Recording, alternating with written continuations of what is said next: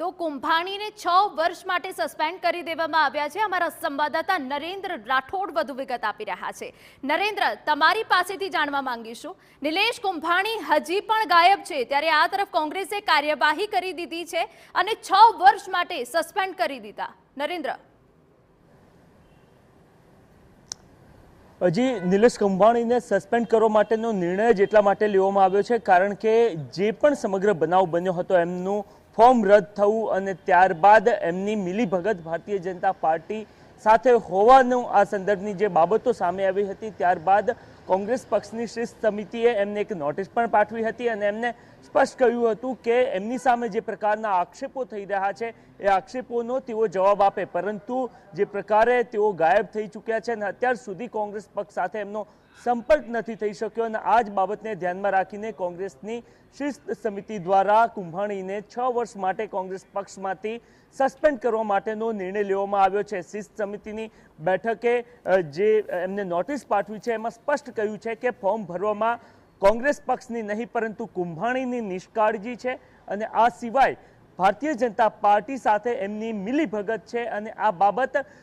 શિસ્ત સમિતિના ધ્યાને આવી છે અને એના જ કારણે એમને સસ્પેન્ડ કરવામાં આવ્યા છે। આ સિવાય ચાહે સોશિયલ મીડિયા હોય કે પછી જે પ્રકારે સુરતમાં કોંગ્રેસના કાર્યકર્તાઓ અને સૌરાષ્ટ્રવાસીઓમાં નિલેશ કુંભાણી સામે જે પ્રકારનો રોષ જોવા મળી રહ્યો છે અને આ તમામ બાબતો એ બાબત પુરવાર કરવા માટે સ્પષ્ટ થતી કોંગ્રેસ માટે જોવા મળી રહી છે કે નિલેશ કુંભાણી ભારતીય જનતા પાર્ટી સાથે સંકળાયેલા હતા અને એના જ કારણે એમને સમગ્ર તમામ જે નાટ્યાત્મક ઘટનાક્રમ સર્જ્યો હતો, એમના તમામ જે ટેકેદારો હતા એ એમના દ્વારા પસંદ કરવામાં આવ્યા હતા અને આ તમામ બાબતોને ધ્યાનમાં રાખીને નિલેશ કુંભાણીને 6 વર્ષ માટે સસ્પેન્ડ કરવાનો નિર્ણય શિસ્ત સમિતિ દ્વારા લેવામાં આવ્યો છે। મહત્વનું છે કે કોર્ટમાં જવા માટેનો એક નિર્ણય પણ કોંગ્રેસ પક્ષ દ્વારા લેવામાં આવ્યો હતો, પરંતુ એ કોર્ટ પ્રક્રિયા માટે નિલેશ કુંભાણી સાથે હોવા જરૂરી છે કારણ કે એમની સાથે છળકપટ થઈ છે, કોંગ્રેસ પક્ષ સાથે છળકપટ થઈ છે અને એના જ કારણે એમની સાઇન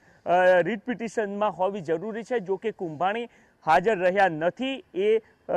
જે કોર્ટ પ્રક્રિયા કરવા માટે પણ જે ફોર્મમાં સાઇન કરવાની હોય છે એના માટે, અને આ તમામ બાબતોને શિસ્ત સમિતિએ ધ્યાને લીધી છે અને આખરે એમને 6 વર્ષ માટે હવે કોંગ્રેસ પક્ષમાંથી સસ્પેન્ડ કરી દેવાયા છે। જી બિલકુલ નરેન્દ્ર, આભાર। તો જે રીતે નિલેશ કુંભાણીને કોંગ્રેસમાંથી સસ્પેન્ડ કરી દેવામાં આવ્યા છે, 6 વર્ષ માટે કોંગ્રેસે નિલેશ કુંભાણીને સસ્પેન્ડ કર્યા છે। જો કે ફોર્મ રદ થયા બાદથી નિલેશ કુંભાણી ગાયબ છે અને તે બાદ હવે કોંગ્રેસ દ્વારા કાર્યવાહી કરવામાં આવી છે। 21 એપ્રિલથી નિલેશ કુંભાણી ગાયબ છે